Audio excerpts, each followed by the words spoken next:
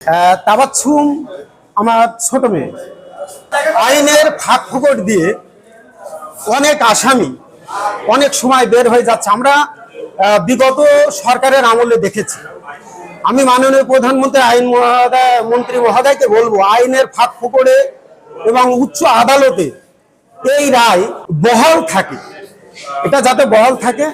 আমি ওনাদেরকে দৃষ্টি আকর্ষণ করে বলবো, এই রায়টা যাতে বহাল থাকে এবং দ্রুত যাতে কার্যকর হয়।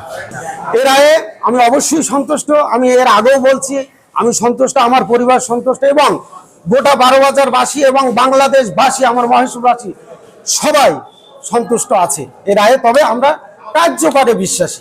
আমি বারবার বলছি, কার্যকরে বিশ্বাসী, দ্রুত কার্যকর, এটা শেষ করতে হবে। আজকে রায়ে যে শাস্তি দিয়েছে আসামির পক্ষকে, সেটা হচ্ছে 5 লক্ষ টাকা জরিমানা এবং সর্বোচ্চ শাস্তি মৃত্যুদণ্ড। আমি আইনের প্রতি শ্রদ্ধাশীল, তারা আমাকে সঠিক একটা রায় দিয়েছে, এতে আমি সন্তুষ্ট। মামলা হত্যা যখন হয় তখন আমরা এই বিষয়টা নিয়ে সোচ্চার ছিলাম 12,000বাসী, যে কিভাবে হলো, মানে কার দ্বারা হলো। এটা আমরা আস্তে আস্তে আস্তে আস্তে 2-1 দিনের ভিতরে এটা মানে এটা চিহ্নিত করার জন্য প্রশাসন দিয়ে, আমরা এলাকার লোকজন দিয়ে এটা চিহ্নিত করার জন্য আমরা সচেষ্ট ছিলাম। এবং চিহ্নিত হওয়ার পরই আইনগতভাবে আমরা তাবাচ্ছুমের যে এখানে বাপ আছে দিয়ে এখানে হত্যা মামলা দায়ের করে। তখন থেকে আজ 4 মাস 4 মাস অতিবাহিত হচ্ছে। 4 মাসের ভিতরেই এটা চলমান ছিল।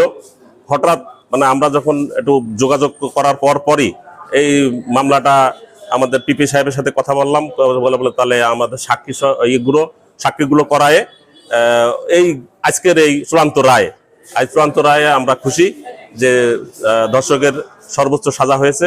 আমরা 12,000বাসী খুশি এবং এটা যাতে অতি দ্রুত কার্যকর হয়।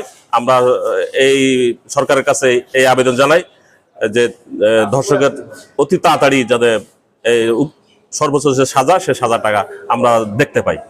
আর পাবো না, কিন্তু আজকে যে রায় হলো, এই রায়টা যেন আগামীতে কার্যকর করে, তাহলে এতেই আমরা খুশি। আসামির যে রায় হয়েছে, রায়টাতে সন্তুষ্ট, কিন্তু আরো সন্তুষ্ট হবে রায়টা যদি কার্যকর হয়, তার যাতে ফাঁসি দিয়ে মৃত্যুবরণ করে, তাহলে আমরা আরো খুশি। আদালতের কাছে একটাই চাওয়া যে ফাঁসির রায় হয়েছে, এখন ফাঁসির রায়টা যাতে কার্যকর হয়, এটাই চাওয়া।